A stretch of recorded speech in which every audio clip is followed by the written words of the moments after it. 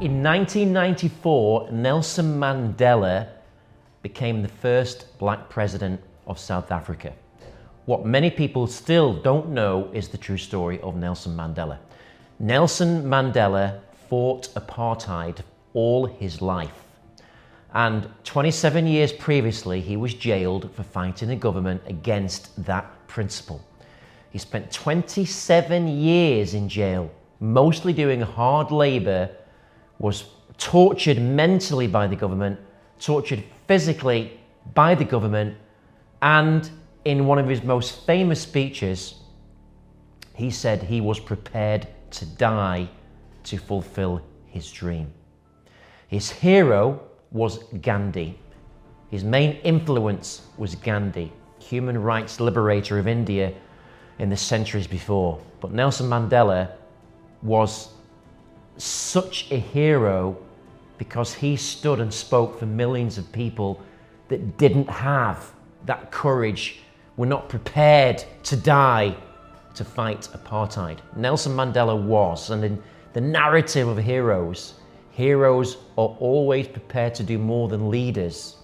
They're always prepared to do more than CEOs of companies because they have something more to fight for, they're willing to die for. They are the warriors inside. And for him, it was about freedom. His whole life was about freedom, and his whole life he fought for freedom. He put it above everything else. He put it above his family, his marriage, even before his life. Now that is what we call a hero.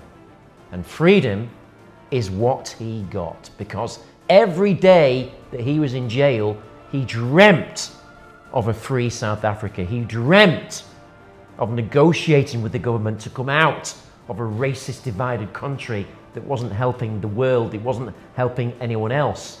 And as the years grew and advanced, technology made South Africa more transparent, and people could see the atrocities around the world that were happening, and suddenly the government realized perhaps it's not a great thing to be an apartheid country.